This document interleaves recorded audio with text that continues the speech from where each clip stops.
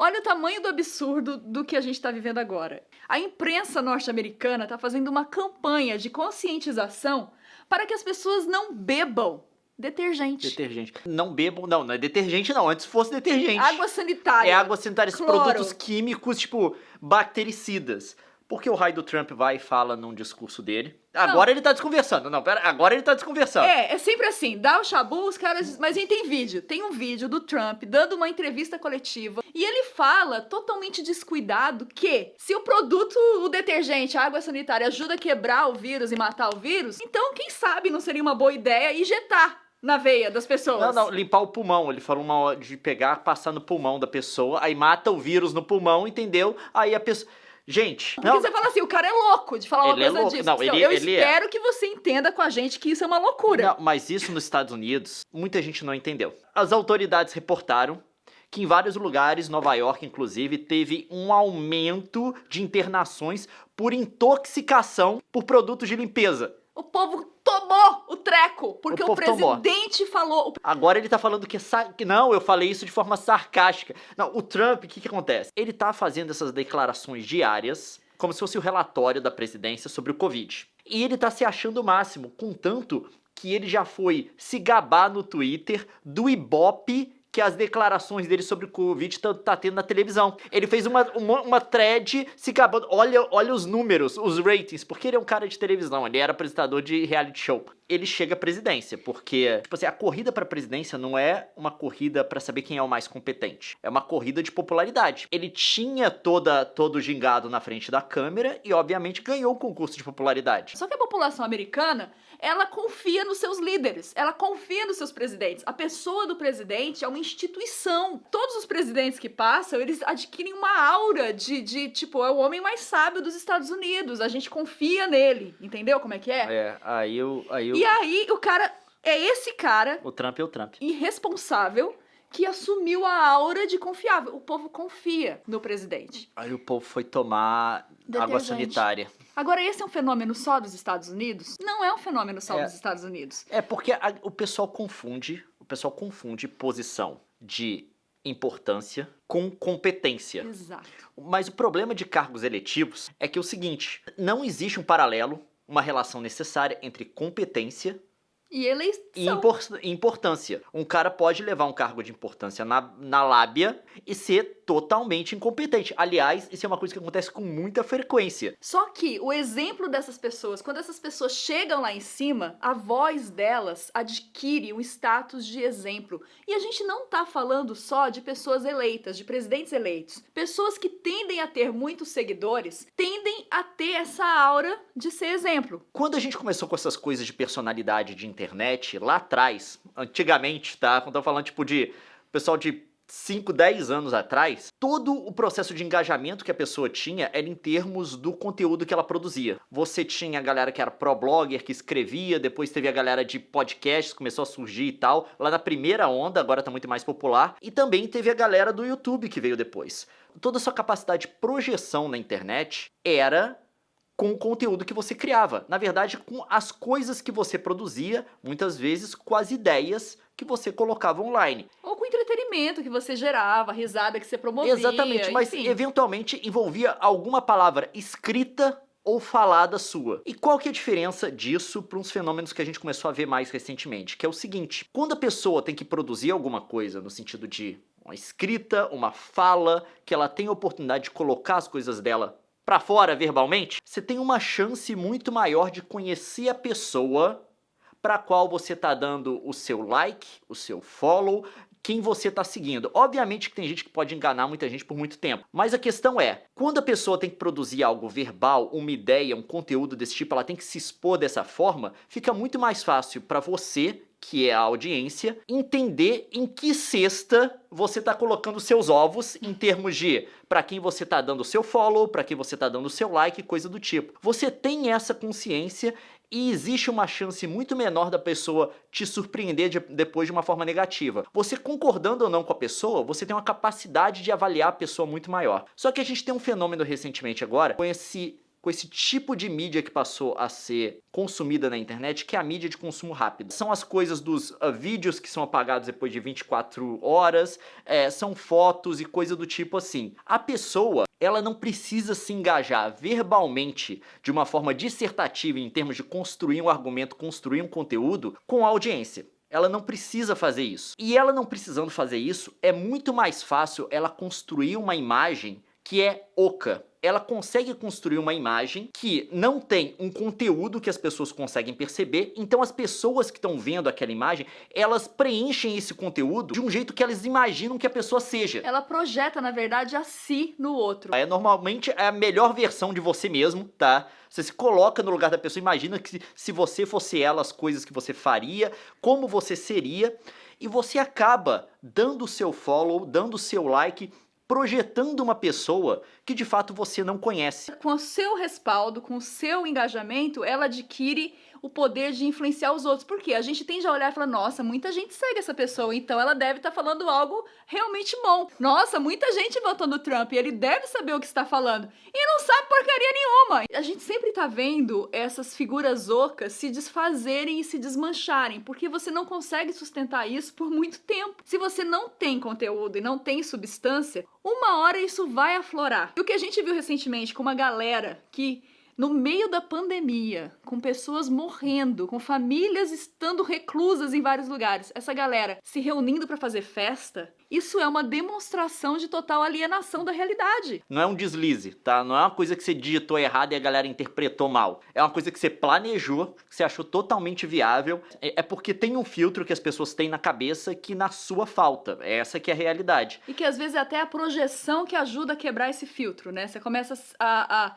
ser elogiado demais, a ser ovacionado em tudo que você faz, e você acaba achando que você tá acima do bem e do mal, e esse é um problema. E é principalmente um problema quando você tem seguidores, porque qualquer mínima ação que você faz, ela vira um exemplo. Quando no meio de uma pandemia, a pessoa faz uma festa, aquela festa não tem um significado só ali para aquelas pessoas que estão naquele ambiente. Ela impacta a mentalidade de todo mundo que segue essa pessoa. E é isso que nos preocupa muito. Enquanto essa galera tava lá se encontrando e fazendo uma festinha, milhares de famílias que estão vivendo luto sozinhas. Quem tá certo nesse momento é quem tá se sacrificando, sabe? A gente tem a Paty dos Reis, que é uma amiga nossa, que é produtora de conteúdo, ela compartilhou no Twitter a situação que ela tá vivendo. A vozinha dela, com quem ela vivia, faleceu. E por causa da Covid, ela não pôde estar com a família dela. Então a mãe dela viveu o luto sozinha, ela viveu o luto sozinha, e a Paty é só um dos exemplos. Isso tá acontecendo em milhares de famílias no Brasil nesse momento. Você imagina o que é para essas famílias ver outras pessoas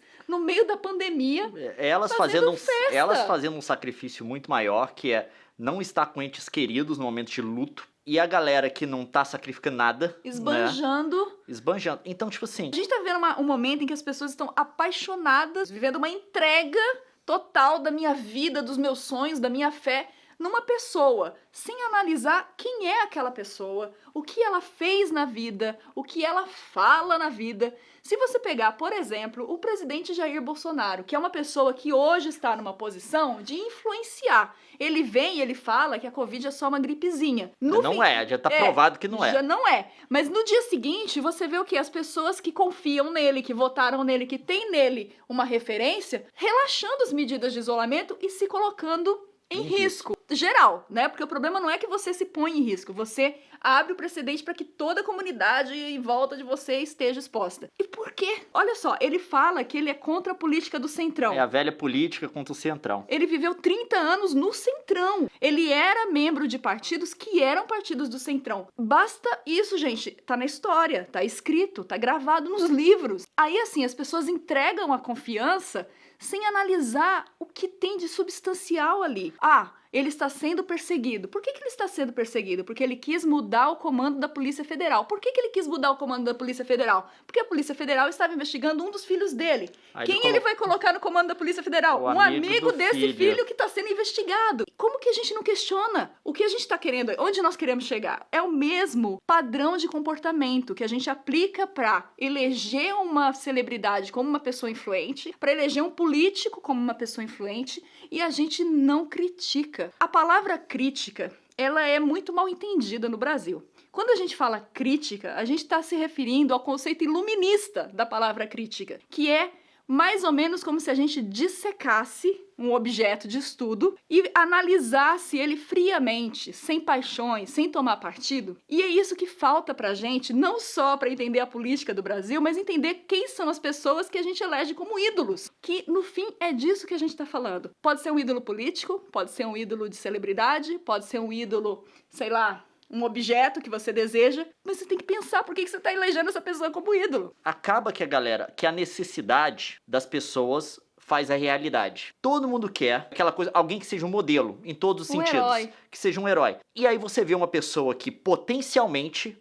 pode se encaixar nesse papel, e você elege essa pessoa e você assume que ela é. Aí mesma coisa para político. As pessoas querem um político que não seja corrupto, que combata a velha política do Brasil, aquela coisa do toma lá da cá, aquelas trocas por debaixo do pano, que você não sabe quem tá levando vantagem de quem, aquela coisa de passar cargo para uma pessoa que vai colocar alguém corrupto ali para ela fazer caixa e coisa do tipo, para conseguir apoio político. Todo mundo quer o fim disso. Aí a pessoa vê o Bolsonaro e fala, esse é o cara, ele faz isso.